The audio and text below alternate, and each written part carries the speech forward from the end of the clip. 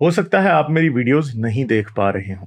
इसकी वजह मेरी वीडियोस पर लगने वाला बैन है। इस सूरत में आप या तो वीपीएन इस्तेमाल कर सकते हैं या फिर अपना कंट्री चेंज करके कोई भी और कंट्री कर दें, तो आपको मेरा चैनल पेज और मेरी तमाम वीडियोस दिखाई देने लगेंगी।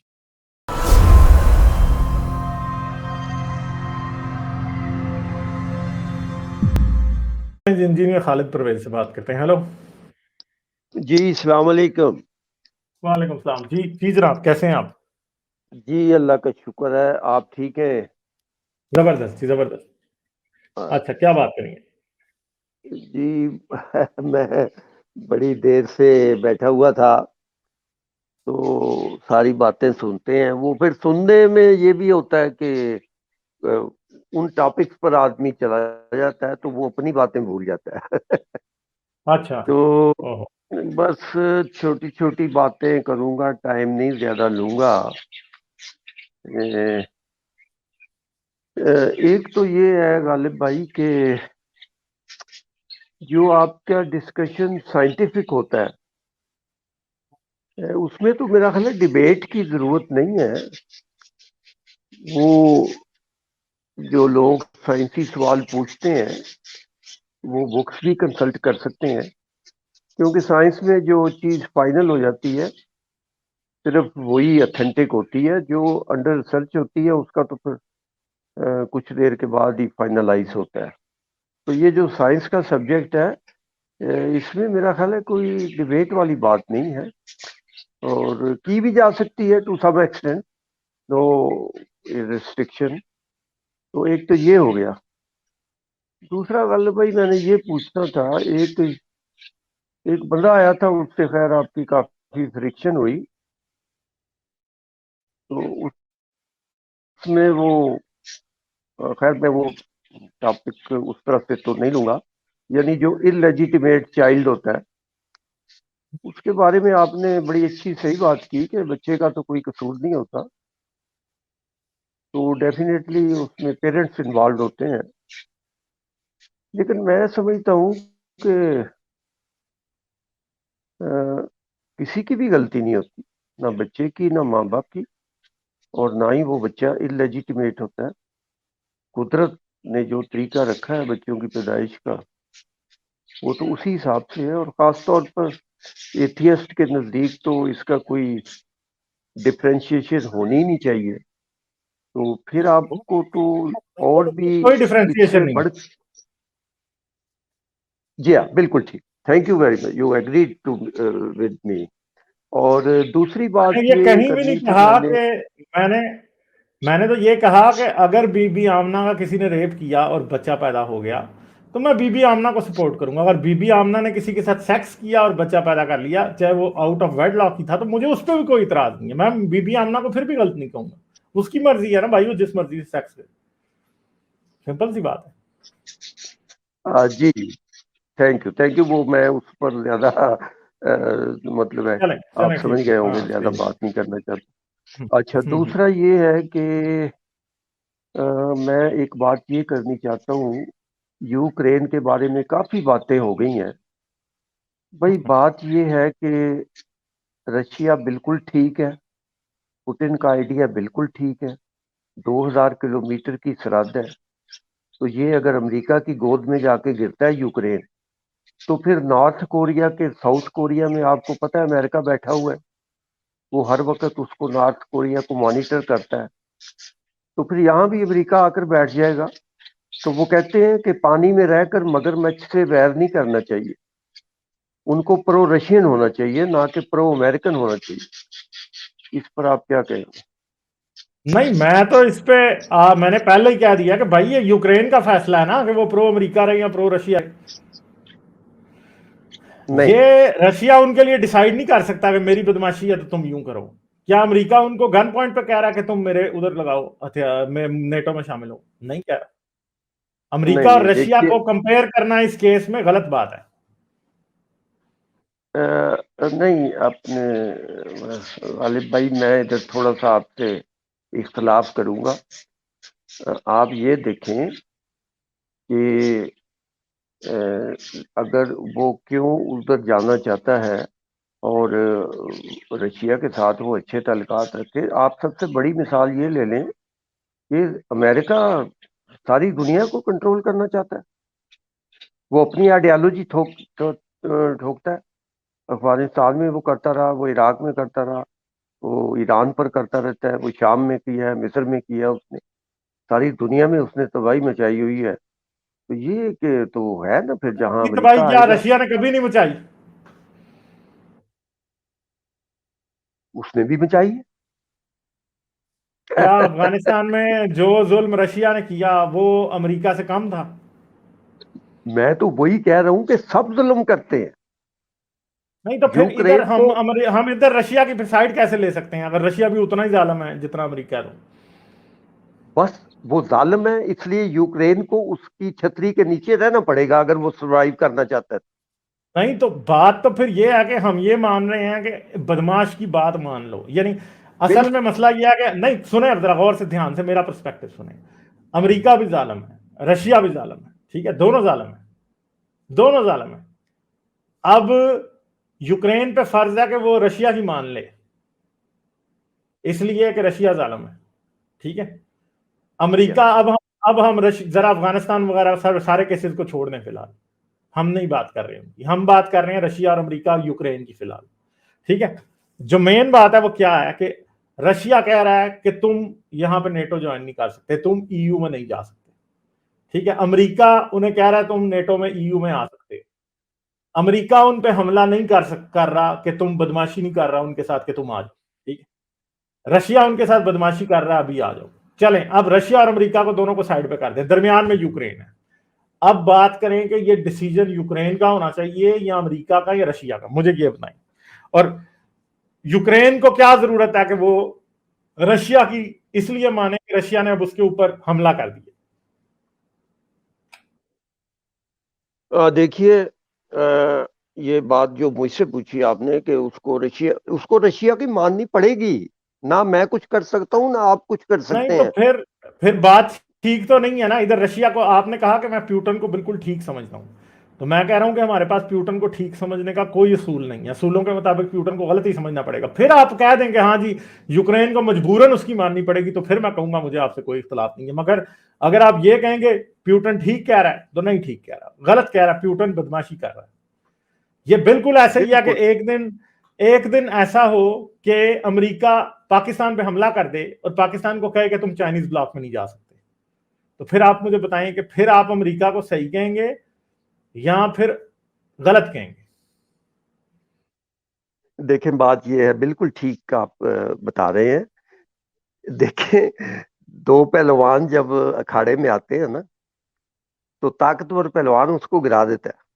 ये दुनिया अब भी माइट इज ताकतवर राइट पर अमल। पहलवान, हाँ तो फिर मैं वही तो मैं कह रहा हूं ना। आप एक बात, ये क्वेश्चन का जरा थोड़ा सा जवाब जरूर दें कि अगर अमेरिका कल पाकिस्तान पे हमला कर दे, उसे कहे कि तुम चाइना का सी पैक बंद करो, तो आप मुझे बताएं कि अमेरिका ठीक करेगा कि गलत? अमेरिका करेगा गलत, लेकिन पाकिस्तान को शायद उसकी माननी पड़ जाए अगर ये मजबूर हो जाए। ये बस चारों मसला ये शर्तें। है ना कि है तो ये गलत ही है ना। और अब आप ये ना समझेंगे यूक्रेन के पास ऑप्शन नहीं है।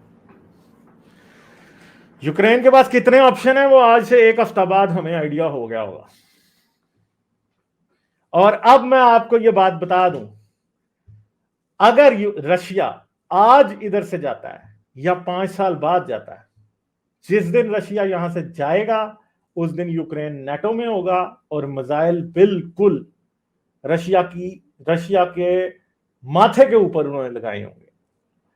ये अब रशिया ने उसे पुश कर दिया है इस तरफ। अब फर्ज करेंगे ईस्टर्न यूक्रेन में वो कोई 3-4 रीजन मिला के एक दूसरा ईस्ट यूक्रेन नाम का कंट्री बना देता है या अपने कब्जे में भी ले लेता है, तो वो बफर प्रोवाइड अब नहीं हो सकता मेरे ख्याल में। पुटन के बिहाफ पे ये बहुत ग्रॉस मिसकैलकुलेशन है। इसके पास सिर्फ एक ही बात हो सकती है कि अब प्यूटन के लिए सिर्फ एक ऑप्शन है, और जो कि मुझे इम्पॉसिबल लगता है, जो कि मेरे ज़हन मुझे पता है कि कोई पॉसिबिलिटी नहीं है कि वो हो। वो क्या है? वो आए, वो पूरे रशिया पे, पूरे यूक्रेन पे कब्जा करे, एक पपेट गवर्नमेंट इलेक्ट करवाए या बिठाए और उसके बाद वापस जाए। और ये मैं आपको बता रहा हूं कि ये होना ही नहीं है, ये पॉसिबल ही नहीं है। रशिया आज यूएसएसआर नहीं है कि जो अफगानिस्तान में आके बैठ जाए और उसके पीछे 100 से ज्यादा मुल्कों की बैकिंग है। आज ये वो वाला यूएसएसआर है ही नहीं है कि ये काम ये कर सके, ये नहीं कर सकता। आज जब अभी इसके ऊपर इकोनॉमिक सैंक्शंस लग गई हैं, अब वो कम्युनिस्ट दुनिया भी नहीं है, ठीक है। सैंक्शंस इस पे इकोनॉमिक लग गई हैं, इकोनॉमिक सैंक्शंस लगने के बाद क्या होना है, अगर फर्ज करो कि ये सैंक्शन साल भी चलती हैं, रशिया की इकोनॉमी मुझे लगता है उसे रिकवर करने में 5-6 साल तो कहीं भी नहीं गए लगता है।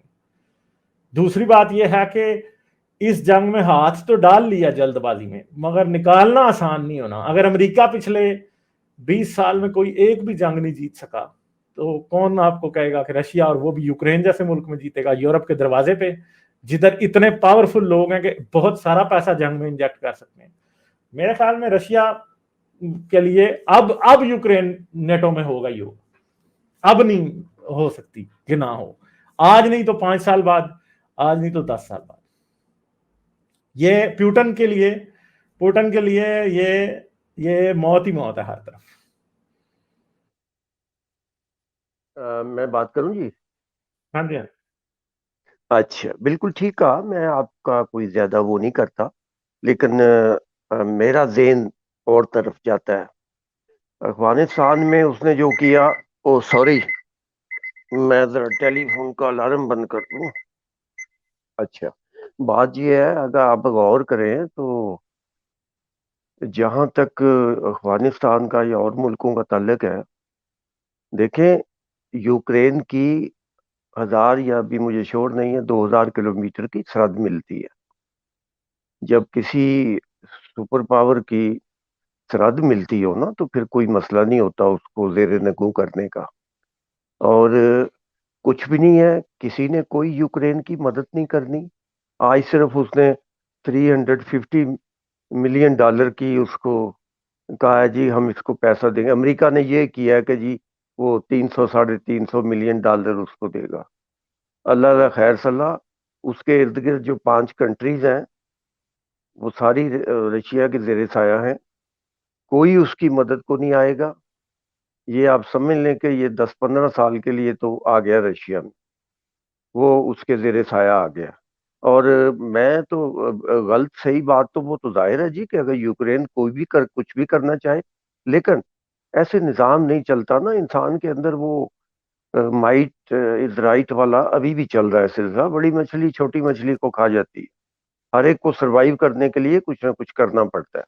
उसकी सरहद मिलती है, उसको कोई मसला नहीं है, उसको कोई मुल्क। अब देखें, पाकिस्तान की मिन्नतें कर रहा था अमेरिका के, हमें अड्डे यहाँ बना लेने दें। क्योंकि अगर उसको गवर्नमेंट इजाज़त दे देती, इमरान इजाज़त देता, तो ये उसने फिर बम्बार्डमेंट जारी रखनी थी उन पर। कभी कहीं बम गिरा रहा है, कभी कहीं। उसको इजाज़त नहीं मिली। तो जब बॉर्डर नहीं मिलता तो बड़ी प्रॉब्लम्स होती हैं, बड़े मसले मसाइल होते हैं। और जहां तक आपने फाइनेंशियल सैंक्शंस का बात की है, कुछ नहीं होता फाइनेंशियल सैंक्शन से। आप नॉर्थ कोरिया को देख लें, आप ईरान पर उसने कितनी जबरदस्त ना सैंक्शंस ना लगा। ना ना, नॉर्थ कोरिया और ईरान का हाल क्या है? आप कह रहे हैं कि कुछ नहीं होता, नॉर्थ कोरिया के पास खाने को नहीं है, ईरान में बच्चों को मेडिसिन नहीं मिलती। आप कह रहे हैं ये लोग स्टबर्न होते हैं जो कहते हैं सैंक्शन से कुछ नहीं होता। दूसरी बात है कि भाई ये पोलैंड के पास भी एक दिन यही इसी तरह के इश्यूज थे। ईस्टर्न यूरोप के सब कंट्रीज के पास एक वक्त ऐसा ही सिचुएशन थी कि उनका बहुत लंबा बॉर्डर मिलता था रशिया के साथ। आहिस्ता आहिस्ता निकल गए ना सारे तसल्लुत से। यूक्रेन क्यों नहीं निकल सकता? वो भी निकल सकता है। ये आप याद रखेंगे, Russia is a dying super power. इसमें इस बात में हमें कोई शक नहीं है। ये बुढ़े की आखिरी जमाइयां हैं बस। ये आप याद रखें। रशिया असल में अपनी सिग्निफिकेंस आहिस्ता आहिस्ता खो रहा है। अब एक डिक्टेटर उधर आ गया तो वो अपने मसल थोड़े फ्लेक्स करना चाह रहा है, वरना मुझे नहीं लगता कि इतना कोई खास है। ये आप देख लीजिएगा कि एक दिन यही यूक्रेन नेटो का हिस्सा होगा और फिर रशिया को बर्दाश्त करना पड़ेगा।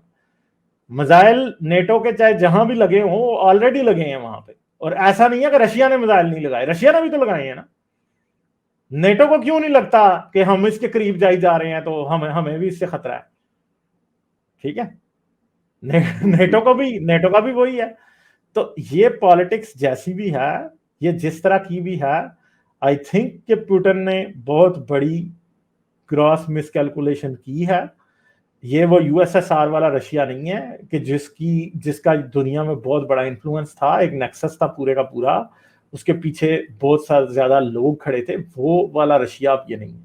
अब ये रशिया कोई और रशिया, ठीक है, इसके पास इतनी ताकत नहीं है, ये दुनिया में बहुत ज्यादा रिलाई करता है। टेक्नोलॉजिकली ये बड़े अरसे के स्टैग्नेंट हो चुके हैं, इनके पास से कोई नया कुछ भी नहीं निकल रहा, इकोनॉमी इनकी बहुत ज्यादा कोई अच्छी नहीं है, ठीक है। ये बस अभी सिलसिला यही है कि ये सोच रहा है कि जो रेड लाइन उन्होंने कोई आज से 30 साल पहले ड्रॉ की थी, 40 साल पहले, वो अभी भी वैलिड है।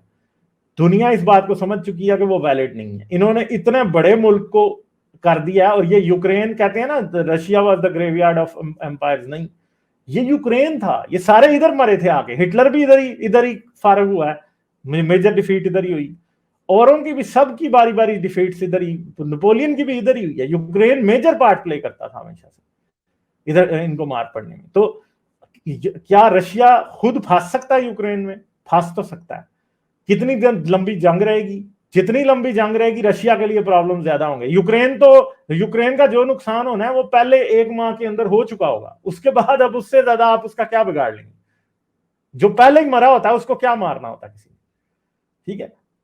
उसके बाद डिफीट फिर उसकी शुरू होगी रशिया की। और रशिया के पास आई डोंट थिंक सो कि इवन इस वक्त, मैं अभी उस दिन एक मिलिट्री का वो था जो पूरे का पूरा किसी ने आर्टिकल लिखा हुआ था बीबीसी की वेबसाइट पे ही, कि रशिया को असल में कोई क्लियर टेक्नोलॉजिकल एडवांटेज भी नहीं है सवाए एयर सुपीरियरिटी के यूक्रेन पे। टैंक्स इवन के जो उनके हैं इनसे इवनली मैच है। असला जो अमेरिका उनको दे रहा है वो भी काफी सारा जो है वो एडवांस है ज्यादा इनसे। तो आई डोंट थिंक सो कि बड़ा कोई आसान है रशिया के लिए, ये वॉक इन द पार्क नहीं होगा। और मेरे ख्याल में नेटो की पावर जो है वो रशिया के ऊपर ये इनेविटेबल हो चुका है। कितनी देर बाद और होगा ये एक अलग क्वेश्चन है, बस इतनी सी बात जी बिल्कुल ठीक है। चले, आप ऑप्टिमिस्टिक हैं बट आई एम पेसिमिस्टिक। है। अभी वो मिस्टेक नहीं कीव है पहुंचने वाली है उसकी फौजें।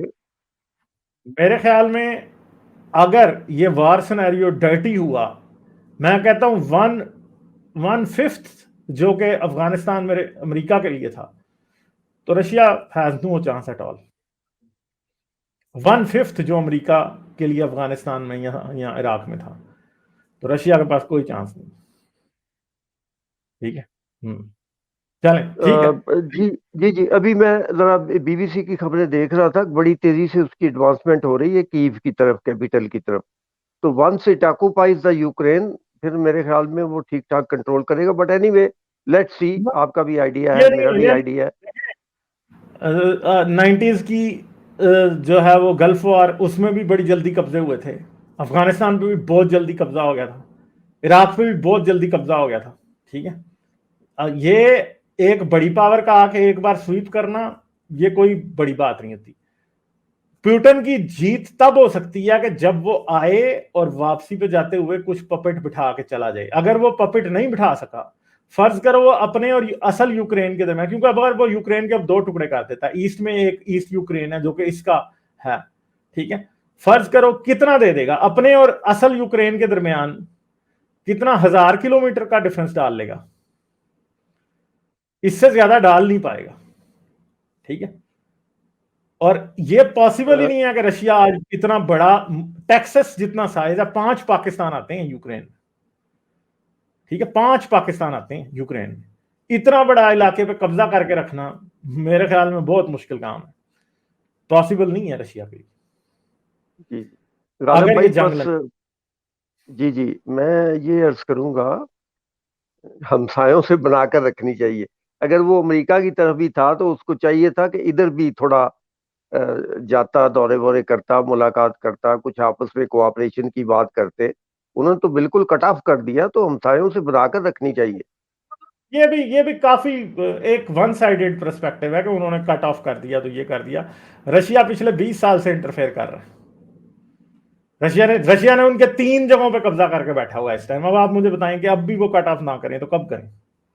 क्राइमिया पे उसने कब्जा कर लिया, 2 ईस्टर्न रीजन्स पे वो कब्जे कर चुका है जिधर उसने गोरिल्ला गवर्नमेंट्स और टेरर वो जो है वो रेबल गवर्नमेंट्स बनवाई हुई हैं। तो अब आप कहते हैं कि उसके बाद भी वो करे, तो ये हम अपनी नजर से देख रहे हैं दूर बैठ के, तो हमें लग रहा है कि पता नहीं को बड़ा सही है भाई। उनके लोगों से भी तो पूछे ना वो क्या चाहते हैं भाई। जो वो चाहते हैं वो होना चाहिए, उनकी मर्जी है। वो नेटो में जाते हैं तो उनकी मर्जी है। रशिया ने थोड़ा तो नहीं उनके साथ किया, उनका मुल्क 3 बार तो रशिया तोड़ चुका है, अब 4थी बार तोड़ रहा है। अब बताएं फिर और क्या करें। ठीक है, लेकिन चले उनका सही है। प्रेसिडेंट, जब वो पार्लियामेंट ने फैसला किया था यूरोपीय यूनियन में जाने का, तो उनका तो प्रेसिडेंट रशिया पहुंच गया था, भाग गया था वो मॉस्को। वो पुराना प्रेसिडेंट था ना, वो तो पिट्ठू था रशिया का। वो उसने ही तो काम, फिर बाद में आपको पता है कि उसे ओवरथ्रो भी कर दिया गया क्योंकि अवाम ही उसके इतने खिलाफ हो गई थी। जी जी, बिल्कुल ठीक, उस बिल्कुल प्रेसिडेंट ने ठीक। तो ये काम सारा खराब किया है क्योंकि उस टाइम तो यूरोप बिल्कुल इनको लेने को रेडी हो गया था, और उस टाइम रशिया कुछ भी नहीं कर पाया था 2014 में। मगर जारी बात है कि उसके बाद फिर वो भाग गया, फिर सारा मसला हो गया, तो फिर जारी बात है कि चीजें रह गई। अब दोबारा भी लोग तब भी चाहते थे कि वो ईयू में शामिल हो जाए, अब भी वो चाहते हैं कि वो ईयू में शामिल हो जाए।